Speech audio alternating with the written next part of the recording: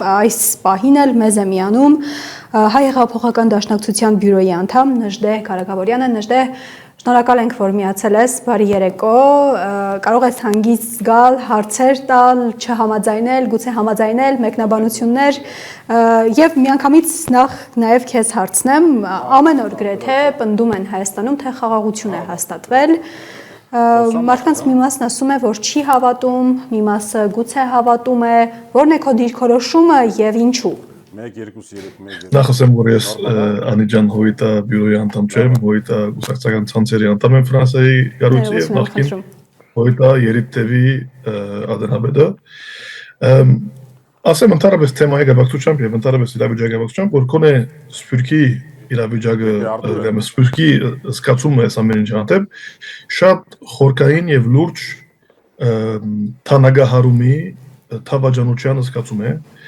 Այո, մեզ համար մշտապես առանցքային թեմա է եղել ցեղասպանության միտը, մշտապես առանցքային թեմա է եղել Արցախի հարցը, բայց մենք երբեք չենք հանդեսել Հայաստանի ներքաղաքական իրավիճակը, մենք երբեք չենք հանդեսել կամ չենք այլտեղ դրել Հայաստանի սոցիալ-տնտեսական հարցերը, այդ ասենք հարցերի էշելոնների վրա, բայց այսօր մեզ մեղադրում են որպես միայն օգտագործում են պարամետրը, որ օգտագործում էր Լևոն Տեր-Պետրոսյանը, երբ ինքը փորձեց մեզ նարինջ ուդողներ ձևակերպելով, հայտարարներ ձևակերպելով, ամեն քնով հերացնել pedagogian գայացման կորզընթացեն ըստ իրենց, այսինքն այդ հագաթությունը ստեղծելով այդ քաղաքապարական հերանագարին եւ pedagoganաշինության կորձին մեջ մենք արմատականորեն գժղտենք եւ գգարձենք, որ այդ գեղձ օրագարք է թուրքանաբադակ օրագարք է եւ մենք գիտենք, որ երբ մենք այն դարերը, որ կարողացանք համագործակցել իշխանությունների հետ, պետության հետ, մեր զարգը բազմապատկվեցավ։ Լա Սփյուռքի մեջ, լա Հայաստանի մեջ, դարբեր ոլորտներում մեջ համագործակցությունը գայացավ եւ մենք գրանցեցինք հաջողություններ։ Դեռ է հաջողություններ նշել, բայց այնքան շատ են, որ հիմա մեկ հաջողություն նշելը գարնա արժեզրկել մյուսերը։ Այն բարակայի, աս խզումը գշարունակվի, անտունտը օրը ավելի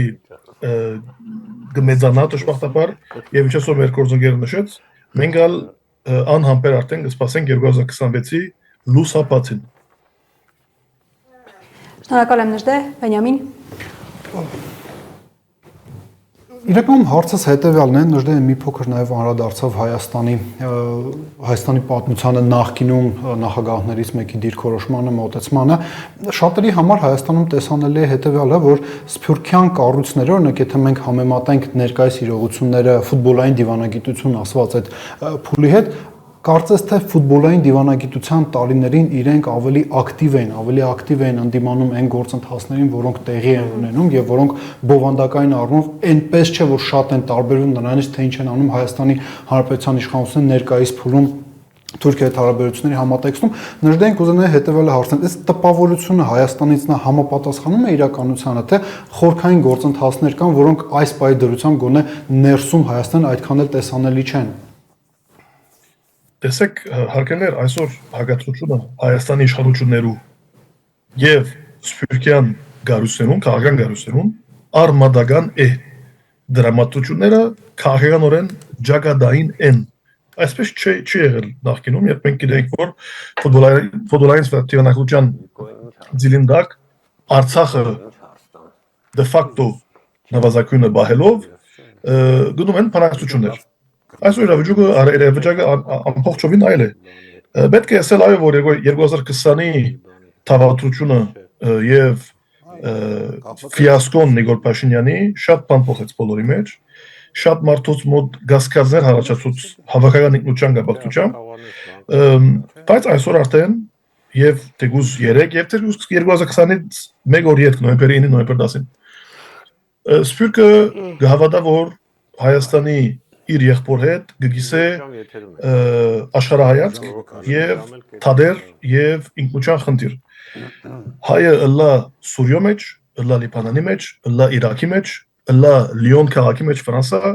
ըլլա Ամերիկայի մեջ, ըլլա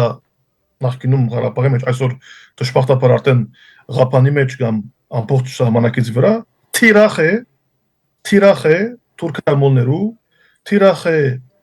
հայադիացերու գոմե։ Հիմա երբ մենք կխոսենք հագաթության մասին եւ ինչու նախկինին այդպես կտվեր այսօր ոչ, որտեղ նախկինին անպես ոչ է որ այդ ֆուտբոլային տեխնիկությունը այդքան երկար շունչի վրա նաեւ մնաց։ Մենք այդեն մեր գծական ոչը ասենք հանրապետական գուսակցության հետ եղան այո բացեիպած շատ դեպուս քաղաքական բայց հագաթություններ եւ գողքին սփյուռքի հանդեպ հարվածները որոնք այսօր Նիկոլ Փաշինյանը կայացնի գապչունին այն ռեակցիոնին հետ որ նախկինում դեռ ունեցավ այսօր ես ընկերներս եւ ուրիշներ ունենք դապեր դասակի խնդիրներ Հայաստան կնալու հետ կապված այո մանավանդ քո դեպքը շատ հայտնի է նժդե այսին որը անբատկերը անհավատալի է երկս սոս մեր ֆրանսիացի գործընկերներուն քաղաքական գործընկերներուն ամբողջ իրավիճակը ներկայացնեմ եւ գսեմ որ փայծ այսօր եթե բերտակ Հայաստանը դեպի դերտակ դավուշ ես սերը չեմ ունակալ որտեվ գա խնդիր եւ իրենք արդեն բերդելով գրնան գտնալ իրողությունը ինչ է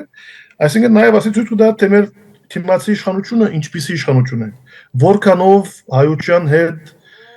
համահունչ կամ սփյուռքի հետ համահունչ կամ ընդհանրապես ադ եղբայրական սկացումին քիդագից իշխանություն է հանրապետականներու ժամանակ սերսակցների ժամանակ ֆուտբոլային տիվայնակության ժամանակ այսպես չէր Արցախը Ադրբեջանի գազի մեջ ընկալելը իշխանության մոդեցումը չէր ցեղասպանության հերկումը իշխանության մոդեցումը չէր այսօրվա սփյուռքի իրավիճակը եթե մարդիկ կգնան ադի ցեվագերբել որպես նվազ ագրեսիվ Նիկոլ Փաշինյանի դեմ ադի գրնամսել դեսի գդրական աբես թեմը սխալ է այն ընկերները որոնց հետ մենք կգիսենք երկար դարերու քաղաքական հայտարարական կորձ բոլորը կանաց են Հայաստանի իշխանություններն եւ դժբախտաբար 2020-ի բարդությունը թավաջանության պատճառով շատ մեծ հոգեբանական հետ կտողեց մեր ժողովրդի մեջ եւ ամեն օր Նիկոլ Փաշինյանը կշարունակի դապերություններ գտնել հայաստանցիներու եւ սփյուռքայերու մեջ հայաստանցիներու եւ սփյուռքայերու մեջ այդպեսով ընդհանրապես սփյուռքայությունը հերացնելով հայաստանագետրոն կորձունեություն է հույսով եմ հարցին գրծա պատասխանել բայց ասեմ որ գա մեծ եւ գդրական եւ քրեթե արդեն ամբողջական մերժում նիկոլական ուղեկիցին սփյուռքի մեջ Նժդե եւս մեկ հարց կարծում եմ մեր հայաստանյան հերոստատիտողներին հատկապես սա հետաքրքիր կլինի մի փոքր կարող եք ներկայացնել հայկական պետական կառույցների հետ այս պարագայում դեսպանատան մասին է խոսքը 20 թվականից հետո 23 թվականից հետո հարաբերությունները այդ տրանսֆորմացիան ինքը ինչպիսին է եղել դուք էլ խոսեցիք չէ այդ հակադրության եւ այլի մասը այսինքն առարկայական դա ինչու է դրսեւորվում որ սփյուռքի պատկերացումը մեկն է իսկ դեսպանատան որը պետությունը ներկայացնող ի վերջո ինստիտուտներից մեկը իրենց մոտեցումը այլն է այդ հակադրությունը կոնկրետ ինչ դրսեւորումներ ունի Ցեզի շատ ցուցական ցևական մի բան պատմեմ որ վերջերս բադայեցավ եւ բավականին ցուցիչ երևույթ է ուրեմն մեր քաղաքներն մեկուն մեջ չեմ ուզեր նշել չեմ ուզեր դետալներ մեջ մտնել բայց մեր դեղի գառույցը Սոմոն Տելերյանի համար նվիրված որոշ երեգոներ կազմակերպել որտեղ պիտի լինեին ցուցադրություններ եւ այլն փացում գեսանտրի եւ այլն եւ օրվա այդ օրագարկի հարցը նաեւ դրված էր ավելի բարձր մարմիններու սեղանին եւ հոն որպես համախոհության նշան, որպես քաղաքային միասնության նշան, առաջարկած էին նաև ներառել Հայաստանի տեսփանության ներկայացուցիչներին։ Գապ հաստատել է շրջանի տեսփաններու կամ ցանցին հետ ասենք pedagogan։ Մեր ընկերները բազմաթիվ անգամներ հաստատած են որ գա այսպիսի երևույթ, որ գա Տելերյանի նվիրված երեգո, որ գա գիսանտրի բացում եւ այլն եւ դվյալ անձը որը այդ գաբը հաստատված էր մշտապես ուշացուցված է բարձրացան դալը անգամ եւս հարցում դված է փորձած է դետալներ գտնել ինչու ինչը եւ այլն եւ յետքը բարձրապես բացահայտված է որ դվյալ անձը նշանակված Արարատ Միրզոյաններու ԱԳՆ-ի Նիկոլ Փաշինյաններու ԱԳՆ-ի կողմէ չի լսել իր կյանքում եւ չի իմանում ինչա ովա գամատարապես ինչա ներկայացնում Սոմոն Տելերյան ոչ թե միայն անձը այլև երևույթը այնքան խորքային այսօր խզումը այնքան ջագադային այսօր մեր գեցվածքը ասմարտոց որ տեկրած քաղաքական ուղեկիցին հանդեպ մենք Ֆրանսիայի մեջ կարողացանք այդ գարմիր գծել ամեն մարդու հասկացնել, որ հագարցախյան հագացեղասպանական ուղեկիցը ոտնահարությունները թուրքական անընդունելի են եւ գողքին այսօր իշխանությունները ամեն դեպք խոսին չսոքչաչ խոսեիք normalization-ի մասին, get խաղաղության օրագարկի մասին, բնտելով, ճշտելով եւ սեղմելով վիդան, ասելով որ դերի լոկալ ընդրված մարդոց վրա, ասելով որ դուք մի քանի հայու քվե ստանալու համար խոսիկ հայտարարի մասին։ Արժեզրկելով ամբողջ աշխատանքը, որ դայներով սերունդներ կատարած են սպիրկի մեջ։ Այո, խոսում այսօր ասած այստեղ մենք անհամբեր կսպասենք անգամ եւս կսեմ 2026-ի լուսապացին։ Նժդեհ դեռ կվերադառնանք քեզ մինչև այդ Բենյամին այս վարած քաղաքական, նաև արտաքին քաղաքականության գուցե հետևանքը, գուցե ցնցումը, գուցե այն ուր հասցրեց այս արտաքին քաղաքականությունը, որը վարում են վերջին տարիների ընթացքում, այն էր, որ Թեհրանից հնչեց բաց դիմադրություն Թրամփի ուղուն, որը Իրանի գերագույն հոգևոր առաջնորդի խորհրդական վիլայեթին բառացի իրանական ամբողջ պետական մեդիան էլ մեջ բերելով նշեցին, որ նույն Զանգեզուրի միջանցքն է պարզապես փաթեթավորումը անունն է, այլ Ռուսաստանից եւս տեսանք դիրքորոշում առավել հստակ, որտեղ ենք մենք քարտեզի վրա 2025-ի վերջում։ Վելայեթի գնահատականի հետ կապված ես կրկին ավանդույթի համաձայն ոնց որ նյուզրումից դուրս քննարկումների մասին խոսեմ, ինչն էր հատկանշական, որ Հայաստանի Հանրապետության իշխանությունների որոշ ներկայացուցիչներ, որոնք արձագանքում էին Վելայեթի գնահատականներին, բառացիորեն կրկնում էին այն, ինչ Իլհամ Ալիևը 2025 թվականի օգոստոսին Վաշինգտոնում ձեռք բերված պայմանավորվածությունից հետո միջազգային լրատվամիջոցներից մեկին տված հարցազրույցում էր ասում, ժողովրդական լեզվով ասած մուննաթ էր գալիս Վելայեթի վրա, ասում են ընդհանրապես ով է այդ մարդը, նախկինում ճիշտ է ինչ որ պաշտոն է զբաղեցրել, բայց ինքը հիմա խորհուրդներ է տալիս, մենք չգիտենք ինչ խորհուրդներ է տալիս, մոտավորապես այդ գնահատականները տալիս է նաև Հայաստանի Հանրապետության իշխանությունները, ասում են մեր համար առանցքային է Իրանի ԱԳՆ-ի մոտեցումը, բայց Իրանի ԱԳՆ-ի Եվ Բաքվում են այդ գնահատականը տալիս։ Դա եմ ասում, Բաքվում եւ Երևանում նույնաբովանդակ գնահատականներ են տալիս, ուղղակի ընդհանրապես վերջերս Արաքչի եւ Իրանի ԱԳՆ նախարարի եւ Ռուսաստանի արտաքին գործերի նախարարի համատեղ ասուլիսի ժամանակ Արաքչին ասում է, որ մենք կողմ ենք նրան, որ տարածաշրջանի հարցերը կարգավորեն տարածաշրջանի պետությունների միջև հարաբերությունները, այսինքն իրականում ԱԳՆ-ն էլ նույն մոտեցումը ունի։ Բայամին ուղղակի չեմ կարող չհարցնել, Էրդողանի այցն է սպասվում Թեհրան, ինչի համար է գնում, ինչի սպասենք, գնում է պարզ է երևի համոզելու։ Իհարկե մենք հասկանում ենք, որ այնպես չէ, որ թիվ 1 հարցը Իրանա-թուրքական հարաբերություններում միայն Հայաստանը, բայց սա այն գրգռիչ հարցերից մեկն է, առավել եւս Էրդողանը քանիցս ասել է, որ թիվ 1 խոչընդոտը հենց Զանգեզուրի միջանցք նախագծի իրականացման համար Իրանի Իսլամական Հանրապետությունն է եւ Իրանի հոգեվոր առաջնորդը։ Տրամաբանականը, որ իրենք քննարկումները այս հարցի վերաբերյալ շարունակելու են։ Անի եւ հենց հարցին բուն պատասխանելով, թե մենք որտեղ ենք գտնվում, հենց այսօրվա թարմ օրինակի վրա եմ ես ուզում ուշադրություն դարձնենք Ռուսաստանի Դաշնությունը եւ Ամերիկայի Միացյալ Նահանգները բավականին սինխրոն գործողություններ են կատարում Ուկրաինայի շուրջ տեղի ունեցած բանակցությունների այդ գործընթացի համատեքստում Թրամփ-Զելենսկի բանակցություններ այնտեղ հայտարարում են որ գրեթե 95%-ով ամեն ինչ համաձայնեցված է լինում է Ռուսաստանից տեղեկություն որ ուկրաինական անօթաչու թռչող սարքերը փորձել են գրոհել Պուտինի նստավայրերից մեկը Վալդայում մենք տեսնում ենք սինխրոն գնահատականներ Ռուսաստանից Ամերիկայի Միացյալ Նահանգներից ու այստեղ տրամաբանական հարց առաջանում լավ ինչու են Հայաստանի Հանրապետությունում իշխանությունները կարծում որ մի իրավիճակում է որ այս էգզիստենցիալ խնդրի պարագայում ռուսական եւ ամերիկյան վարչակազմերը կարողանում են լեզու գտնել եւ սինխրոն քաղաքականություն ինչու են իրենք կարծում որ Հայաստանում մի տրանսպորտային նախագծի վերաբերյալ իրենք կարող են այնպիսի խառնակցական քաղաքականություն վայել, որ Ռուսաստան եւ Ամերիկայի Միացյալ Նահանգները, պարզ ասենք, Ուկրաինայի փոխարեն հիմա էլ Հայաստանում պատերազմական գործողությունների մեջ խրվել։ Հակասությունների դարը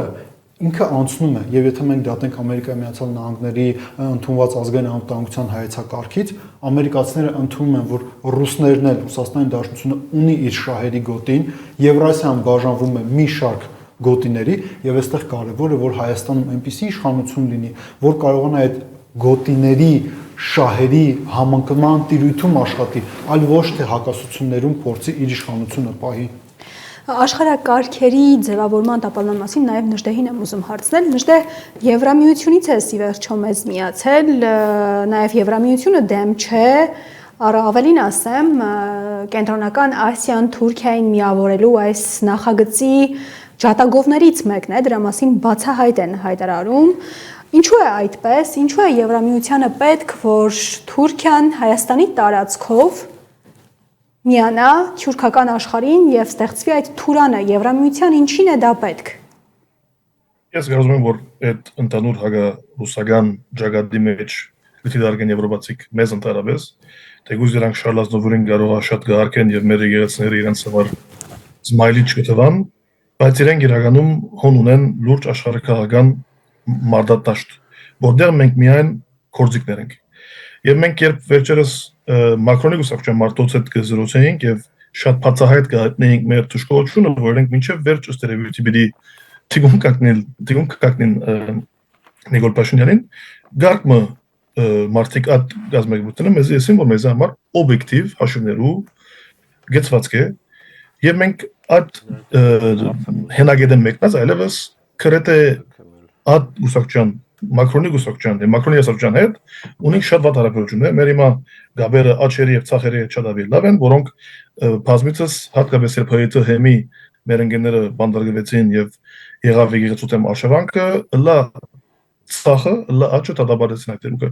Հիմա Մակրոնի եւ այդ սենտրիստների աշխարհայացքը չի համընկնում մեր աշխարհայացքին հետ, չի համընկնում այսօրվա Ռուսաստանի իշխանությունների կամ Ամերիկայի մեծանալու աշխարհայացքին հետ եւ նաեւ ոսկա իմ գարցկոս նաեւ աշխարհայացքի կոմպոնենտը մենք այսօր աշխարհի քաղաքացի ենք, դե մենք այսօր հայ ենք, մենք այսօր պիտի անպայմանորեն մոռանանք եւ ուրանանք ամեն ինչ, մեզ համար կյանքը միան ստամոքսաբաշխություն է, դեգան արժեքներ, կան սկզբունքներ եւ այլն։ Ես կարծում եմ, որ այս սկզբունքայնությունը նաեւ մեծ ծրի խաղացամենի մեջ, այո, կան նաեւ վստահաբար մեծ բաժին դրված զուտ էկոնոմիի, զուտ տնտեսության եւ այլն, բայց այս ինքնության հարցը աշխարհայացքի հարցը նաեւ շատ կարևոր հարցեր են։ Բարձ է, որ այսօր Եվրոպան ամեն տեսակ equation-ի մեջ, որ խոսվի Ուկրաինա բարակային, Եվրոպան առաջին բարդողներն մեկն է։ Իրանց համար Վրաստանի դեպքը ուզեն որ չգտնվի, իրենք ուզեն Մոլդովյան Արդեն ասում մասին շատ խոսի վերջերս Հայաստանի մամուլի մեջ խոսի Մոլդովյան դարբերակի մասին Հայաստանի մեջ կիրառելու նույնը խոսի մաներու մասին որպեսի արդակի միջամտությունները ցաղողին մենք այդ բոլորին թեմ գալի ինչա պիտի բայկարինք այն դաշտին վրա որոնց վրա մենք ենք այսօր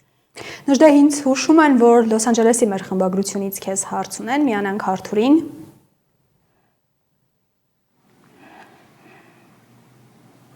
Ողջունում եմ Նժդեհին, հարց ունեմ կապված Ֆրանսիայի հետ։ Չգիտես ինչու մեր հասարակության մեջ այդպիսի պատկերացում կա, որ իբր Մակրոնը հայ ժողովրդի բարեկամն է, միգուցե նիկոլականներին է այդպես հաջողվել մատուցել, բայց իրականում մենք պատմությունը վերջին տարիներից ցույց է տալիս, որ այդքան էլ այդպես չէ, եւ Մակրոնը իհարկե գլոբալիստների ներկայացուցիչ էր եւ ծառայում էր սպասարկում էր գլոբալիստական շահեր նույն Եվրամիության մեջ բայց վերջին տեղեկություններով կարծես թե Մակրոնի դիրքերը թուլացել են եւ իր կուսակցության եւ խոսք է գնում այն մասին որ Լպենի ազգայնական կուսակցության եթե չեմ սխալվում փոխնախագահը շատ մեծ շանսեր ունի վերընտրվելու, այսինքն ընտրվելու որպես երկրի ղեկավար առաջիկա ընտրությունների ժամանակ։ Ուզում եմ իմանալ արդյոք կան հայկական համայնքի հետ շփումներ այդ ազգայնական կուսակցության հետ եւ մասնարարպես այդ անձի մասին կոնկրետ հիմա անունը չեմ հիշում, շփումներ եղել են թե չէ եւ ինչպիսին է նրանց դիրքորոշումը հայկական հարցերի վերաբերյալ։ Դեսեք շատ ճիշտ մատնոշում արեցիք եւ այսօր մենք երբ խոսենք Մակրոնի մասին չենք գնալ չնշել իր քաղաքական թյուրապեգությունը իր կառավարություններու կյանքը այսօր առավելակյունը 1-1 ամիս են ինքը ստիպված է շատ հաջող գրգին նշանակել վարչապետներ որոնք չեն ստանալ ԱԺ-ի վստահությունը եւ գդաբալի կառավարությունը եւ այլն եւ մինչև վերջապես կոզընթացը կընթանա Դուք խոսեք աչերու հարաճ խաղացման մասին գա այդպես երևույթ ոչ միայն Ֆրանսիայի մեջ բայց նաեւ վերջերս Ֆրանսիայի մեջ, տեսանք Իտալիային եղավ, դերգություն ուրիշ պատկերը եւ այդքանալ հայա մեջ չէ դիրքորոշումը, բայց Ֆրանսիայի բարձրակային այո, ծայրահեղական աճը եւ ոչ թե միայն ծայրահեղական աճը, այլ քրիստոնյա աճը, այսպես ասեմ, որտեղ ավելի ընդգրկուն աճի մասին խոսենք, այստեղ ոչ թե միայն ծայրահեղ աճի մասին, այո, ունեն իսկապես հայանպաստ կեցվածք, հատկապես գրոնական տիդանգուն է մեկնած, բոլորը ցեղասպանության հարցը շատ լավ գիտեն, բոլորը շատ լուրջ քաղաքական հագաթուրք կոմպոնենտներ են, եւ իրենց հագասությունները մեր աշխարհայացքին են, ճիշտ շատ կսենք, այքանալ դարբեր չեն։ Մակրոնի վերընդրման շանս չկա, ինքը արդեն չի գնար տեխնազոլալ, իր գուսակցության էլեմենտները շատ դգար են, եւ այո, մենք կարծենք, որ երկիր ընդհանրապես գերտա դեպի աճ։ Հիմա այն հարցը թե մեր գաբերը ինչպես են ծայրահեղ աճի կամ աճի հետ, շատ բաց ասեմ, որ մենք այդքանալ բացահայտ դակավին գաբեր չունենք։ Կան գաբեր, պոլիսային գաբեր, քաղաքական գաբեր, բայց մեր գաբերը մինչ օրս եղած են իշխանություններու հետ եւ հիմնականի մեջ ցախագոմյա գուսակցություններու հետ, այդպես եղած է մեր դիրքորոշումը, կան անհատական շփումներ աճի բոլոր ներկայացուցիչներու հետ, բայց մինչ օրս դակավին չկա այդ գամուրջը իրենց հետ, որտեղ մինչ օրս Ֆրանսիայի մեջ իրենք մի քիչ գղզիացած քաղաքական իրավիճակում են եւ ով իրենց մոդելում էր, ստանում էր քաղաքական գրում էր քաղաքական հետևանքներ։ Մենք երբ անցյալ տարի երեսարտական միություններու, ֆրանսիական երեսարտական քաղաքական միություններու, կուսակցություններու ներկայացուցիչներու ընտրիկ կազմակերպեցինք, ուզեցինք այդ ընտրիկեն հետ որ ներկայացինք Արցախի մեջ պատահածը, մեր Բաքու կնդրվող բանդակալների մասին խոսեցանք եւ այլն, հոն փորձեցինք համատեղ հայտարարությունը որդեգրել, որովհետեւ գար ծայրահեղ աճի շատ մոդիկ աճողոմյա խմբակցությունը ցախը ամբողջությամբ եւ Մակրոնի սակցությունը ամբողջությամբ մերժեց ստորագրել այդ հայտարարակիրը։ Ուրեմն այդ իրավիճակի մեջ գտնվենք, բայց աբակային վստահ եմ, որ ուր որ հայկական շահը մեզ դանի, ուր որ հայկական շահը ուզե որ մենք երթանք, մենք հոն պիտի երթանք։ Նժդեհ, շնորհակալ ենք հարցազրույցի մեզ միանալու համար։